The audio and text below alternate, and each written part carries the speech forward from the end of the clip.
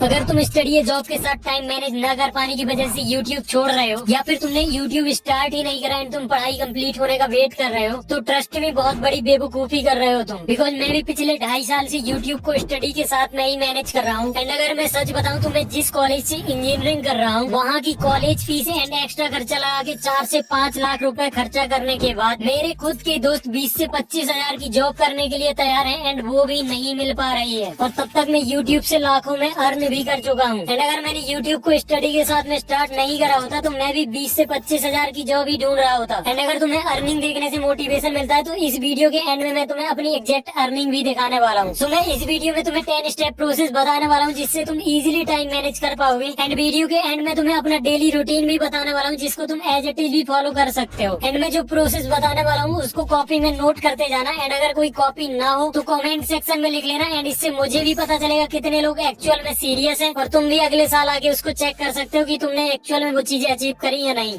सो देखो, जैसे ही तुम ऐसे वीडियो देखते हो तुम मोटिवेट तो हो जाते हो बट तुम 10 मिनट बाद सब भूल भी जाते हो क्योंकि तुमने कोई गोल सी सेट नहीं करा था। एंड यही अपना फर्स्ट स्टेप, ये set a clear goal for study and YouTube. So देखो, ये स्टेप बहुत ज्यादा इम्पोर्टेंट है एंड यही डिसाइड करेगा कि साल के एंड में तुम्हारे चैनल पर कितने सब्सक्राइबर होंगे एंड तुम अपनी एकेडमिक में भी कितने % अचीव कर पाओगे। सो पहले बात करते हैं यूट्यूब के बारे में। तुम्हें सबसे पहले ये डिसाइड करना है कि तुम्हें ईयर के एंड तक अपने यूट्यूब चैनल में कितने सब्सक्राइबर चाहिए। एंड तुम जो भी पढ़ाई कर रहे हो उसमें भी तुम्हें डिसाइड करना है कितने % मार्क्स चाहिए। ओके, सो लेट्स सपोज तुम डिसाइड करते हो कि तुम्हें इस साल के एंड तक अपने यूट्यूब चैनल में 10,000 सब्सक्राइबर चाहिए। बट यही सबसे बड़ी प्रॉब्लम, ये तुम्हारा गोल ये कभी भी नहीं होना चाहिए कि तुम्हें इस साल के एंड तक कितने सब्सक्राइबर चाहिए। तुम्हें अगर 10,000 ही सब्सक्राइबर चाहिए तो तुम्हें अपने कॉम्पिटिटर्स को देखना है कि उन्हें कितना टाइम लगा 10,000 सब्सक्राइबर कंप्लीट करने में एंड उन्हें कितने वीडियोज अपलोड करे। सो अभी के लिए मान लेते हैं कि तुम्हारे कॉम्पिटिटर ने 50 वीडियोज अपलोड करे 10,000 सब्सक्राइबर हिट करने के लिए। एंड अगर तुम किसी भी इसमें क्वालिटी वीडियोज बनाते हो 50 तो तुम्हारे 10,000 इजीली हो भी जाएंगे। अब तुम्हें 365 को 50 से डिवाइड करना है एंड यहाँ पर आता है 7, तो तुम्हें 7 दिन में एक वीडियो अपलोड करना है। अब तुम्हारा गोल ये नहीं होना चाहिए कि तुम्हें 10 के सब्सक्राइबर चाहिए, तुम्हारा गोल होना चाहिए कि तुम्हें इस साल के एंड तक कैसे भी करके 50 वीडियोज अपलोड करने हैं। एंड अगर मैं तुम्हारे लिए इसको और ज्यादा इजी करूँ तो तुम्हें ये भी डिसाइड करना कि तुम्हें एक वीडियो बनाने में कितना टाइम लगता है। सो लेट्स सपोज तुम्हें 8 घंटे लगते हैं वीडियो को बनाने में, तो फिर तुम्हें 7 दिन तक एक घंटा देना है उस वीडियो को बनाने में। एंड संडे को तुम 2 घंटे दे सकते हो एंड तुम्हारा एक वीक में वीडियो रेडी हो जाएगा। एंड अगर तुम्हें इसको एक हैबिट के रूप में बनाना है जो कि तुमसे कभी मिस ना हो तो तुम इसके लिए टाइम एंड प्लेस पहले ही डिसाइड कर सकते हो जिससे तुम्हें बार बार सोचना नहीं पड़ेगा एंड तुम उस टाइम पर यूट्यूब के लिए काम करने के लिए चले जाओगे उस प्लेस पर डेली। ये हो सकता है तुम्हें सुनने में अजीब लग रहा हो बट ये मैंने ऑटोमिक हैबिट में पढ़ा था एंड इससे मेरी काफी ज्यादा हेल्प होती है क्योंकि इससे तुम्हारे दिमाग में पहले से ही क्लियरिटी रहती है। तुम्हें बार बार दिमाग नहीं लगाना पड़ता कब क्या करना है। एंड ऐसे ही तुम्हें अपनी स्टडी के लिए भी डिसाइड करना तुम्हें कितने % लाने एंड उसके लिए तुम्हें कितने आवर्स पर डे पढ़ाई करनी पड़ेगी ये भी काउंट करके रखना। अब देखो, तुमने गोल्स तो सेट कर लिए बट अगर तुम्हें ये पता नहीं होगा कि किस टाइम पर क्या करना है तो तुम बस ये सोचते रह जाओगे कि ये भी करना है ये भी करना है एंड तुम्हारा पूरा दिन ऐसे ही निकल जाएगा। एंड इसी प्रॉब्लम का सोल्यूशन है अपने नेक्स्ट स्टेप में, that is optimise your task. अब तुम्हें इसके लिए एक छोटी सी हैबिट बिल्ड करना पड़ेगा जिसमें तुम्हारा रोज का 30 सेकंड से 1 मिनट का टाइम लगेगा। तुम्हें एक रात पहले अपने नोटपैड में लिख देना है कि तुम्हें कल क्या करना है, कब करना है, कितने टाइम के लिए करना है एंड कहाँ पर करना है। एंड तुम इसको जितने ज्यादा डिटेल में लिखोगे उतनी ही ज्यादा पॉसिबिलिटी बढ़ जाएगी कि कल तुम उस टाइम पर वो काम कर रहे होगे। एंड इन टास्क को भी अपनी इम्पोर्टेंस के अकॉर्डिंग लिखना है। सो सबसे पहले तो तुम्हें अपने वो 3 मोस्ट इम्पोर्टेंट काम लिखना है जो अगर तुम कल सिर्फ 3 ही काम कर सकते हो तो वो तुम्हारे 3 काम कौन से होने चाहिए। एंड अगर तुम्हें पता है कि उसमें कितना टाइम लगेगा तो आगे टाइम भी लिख देना। एंड जब तक तुम्हारे वो 3 काम कंप्लीट नहीं हो जाते तब तक ना तो तुम अपना मोबाइल फोन खोल के देखोगे एंड अगर तुम्हारे काम वो मोबाइल से रिलेटेड नहीं है तब तक तुम मोबाइल को ऑन ही नहीं करोगे। अब देखो, तुम कितने भी फोकस के साथ काम करो, तुम कितने भी मोटिवेटेड रहो बट तुम्हारी लाइफ में डिस्ट्रैक्शन आएंगी। तो तुम्हें डिस्ट्रैक्शन से बचने के लिए क्या करना है, जब भी तुम कोई सा भी काम करने जा रहे हो अगर उसमें 5 मिनट से ज्यादा लगने वाले हैं तो तुम पहले उसको नोटपैड में लिखोगे एंड उसके बाद काम करोगे या फिर तुम काम करने के बाद भी लिख सकते हो, वो तुम्हारे ऊपर डिपेंड करता है। एंड जब तुम रात में अगले दिन का अपना शेड्यूल बना रहे होगे तब तुम्हें आज का भी देखना है कि तुमने आज कितने जगह पर टाइम वेस्ट करा है एंड तुम्हें ट्राई करना है कि कल तुम उसको रिपीट ना करो। एंड देखो, एक दिन में तुम ये सारी चीजें सही से नहीं कर सकते, तुम्हें बार बार करना पड़ेगा एंड एक न एक दिन तुम सारी चीजें मैनेज करने लग जाओगे सही से। एंड एक और काफी अच्छी हैबिट है जो तुम्हें व्यवस्थित रहने में काफी ज्यादा मदद करेगी। तो अगर तुम्हें कोई ऐसा काम दिख रहा है जिसमें 2 मिनट से कम का टाइम लगना है तो उसके लिए तुम सोचो मत, उसको फिनिश कर दो। बट ये सारी चीजें तुम 1 दिन 2 दिन 1 वीक तक फॉलो फॉलो कर सकते हो, बट उसके बाद तुम वापस अपने उसी रूटीन में आने लग जाओगे। एंड इसी का सोल्यूशन अपने थर्ड स्टेप में, that is create a schedule. अब देखो जैसे ही तुम अपने काम को समझ जाते हो, तुम्हें कितना टाइम लगता है, तुम्हारी प्रायोरिटीज कौन सी हैं, देन फिर तुम्हें उसके अकॉर्डिंग एक शेड्यूल क्रिएट करना है। एंड तुम्हारी जितनी भी हैबिट्स हैं उनके नाम के बॉक्स भी बना के रखना। एंड उसमें हर रोज जैसे ही तुम उस हैबिट को कंप्लीट करते हो तो टिक मार्क करते जाना, जिससे होगा ये कि जब भी तुम उस लिस्ट की तरफ देखोगे तब तुम्हें पता चलेगा कि आज तुमने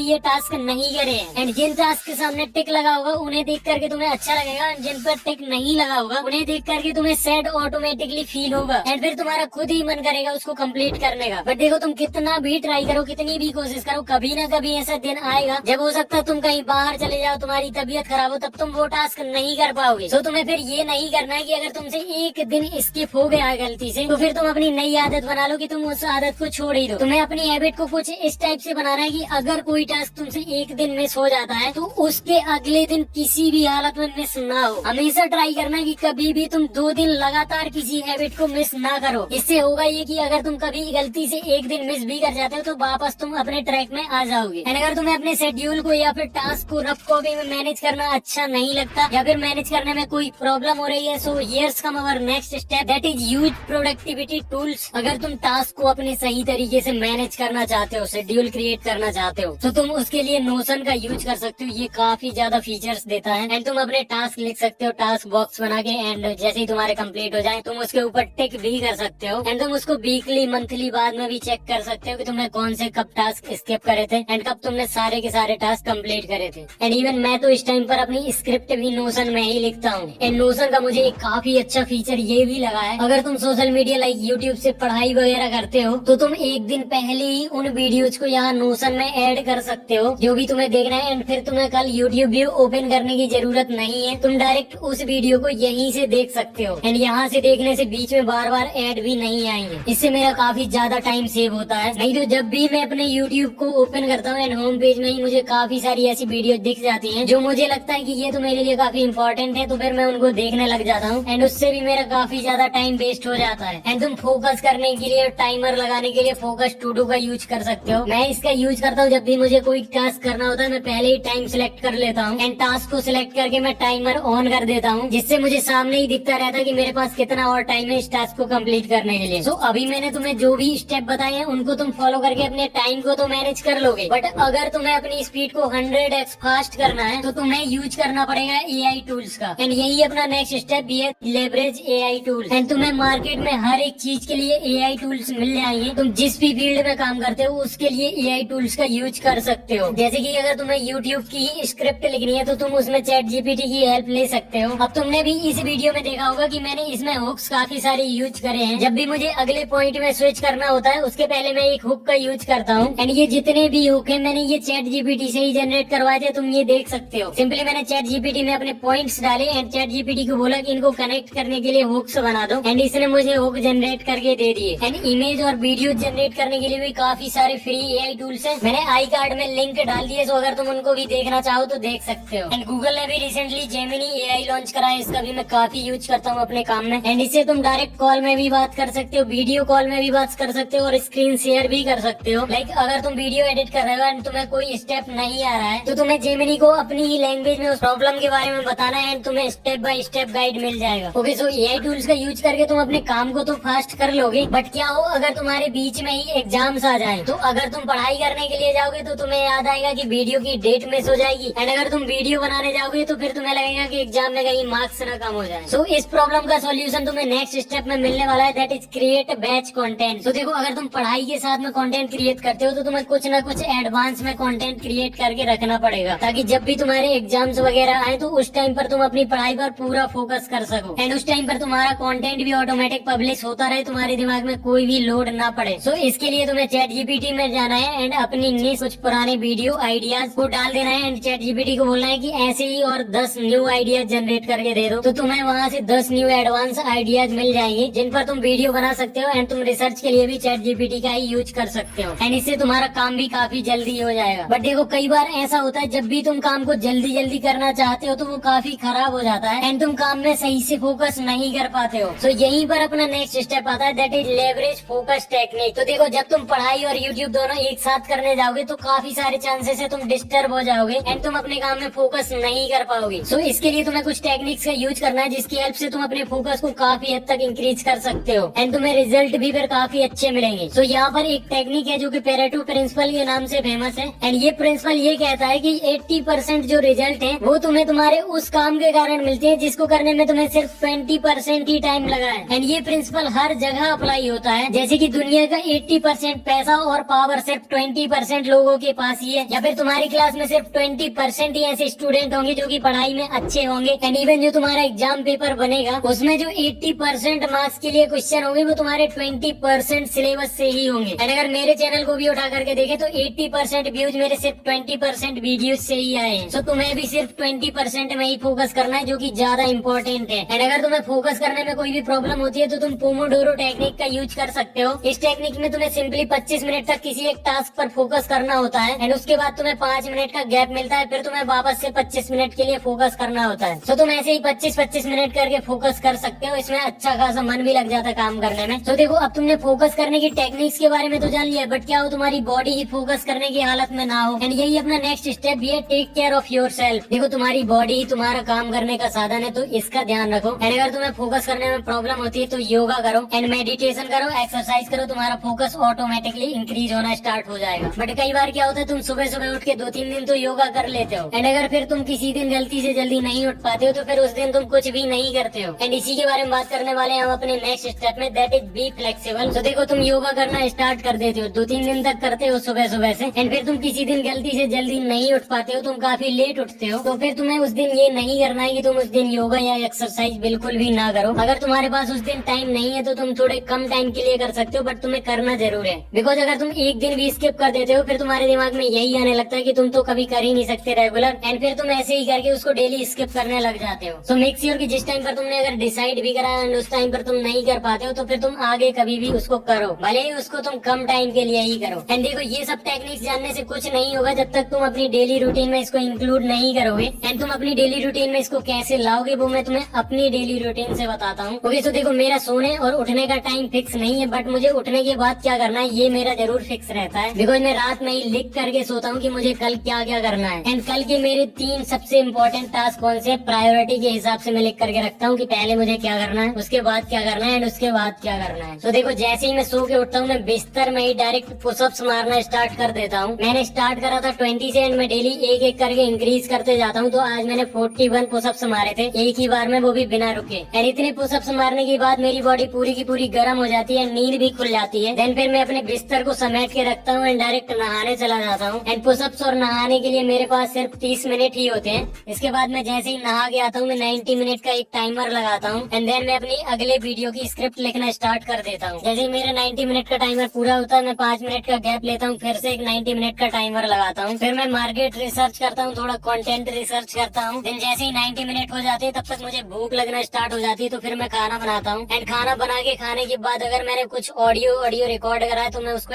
एडिट करता हूँ 1.5 घंटे के लिए। एंड उसके बाद मैं बुक रीड करता हूँ कोई भी आधे से 1 घंटे के लिए। एंड मैं सो के उठने के 3 घंटे बाद तक कोई भी फोन चेक नहीं करता हूँ, मैसेज वगैरह। जब मैं खाना बनाने जा रहा होता हूँ तभी उसी टाइम पे मैं मैसेजेस के रिप्लाई भी करता हूँ, या फिर शाम की जब मैं बुक्स वगैरह रीड करके फिनिश कर लेता हूँ उसके बाद मैं मैसेज रिप्लाई करता हूँ। एंड इसके बाद मैं 2 घंटे का गैप लेता हूँ अपने कुछ पर्सनल काम खत्म करने के लिए। एंड इसके बाद मैं पढ़ाई करने बैठ जाता हूँ, तो 3 से 4 घंटे फिर मैं पढ़ाई करता हूँ। एंड फिर मैंने जो मॉर्निंग के टाइम पे स्क्रिप्ट लिखी थी मैं उसको नाइट में रिकॉर्ड करता हूँ, क्योंकि मेरे इधर दिन में बहुत ज्यादा नॉइस होती है। एंड रिकॉर्ड करने के बाद मैं सो जाता हूँ। तो मेरा यही बेसिक सा डेली रूटीन है। मैंने इसमें ये कहीं पर डिसाइड नहीं करा मैं किस टाइम क्या करूंगा। मेरी प्रायोरिटी यही रहती है कि मैंने जो जो काम सिलेक्ट करे वो कंप्लीट हो जाने चाहिए। एंड मैंने बोला था कि मैं तुम्हें अपनी अर्निंग शो करूंगा, सो ये मेरी अभी तक की एडसेंस की अर्निंग है। एंड मैं स्पॉन्सरशिप से इससे भी काफी ज्यादा कमाता हूँ। सो ये देखो ये मेरे एक स्पॉन्सर की अर्निंग है जो कि मैंने तब करा था जब मेरे 27,000 सब्सक्राइबर थे। सो अब मैं एक वीडियो स्पॉन्सर के लिए इससे ज्यादा चार्ज करता हूँ, तो तुम अर्निंग का अंदाजा तो लगा ही सकते हो। एंड तुम लोग कमेंट करके बताओ कि मेरी महीने की अर्निंग कितनी हो जाती होगी। एंड अगर तुम्हें फ्री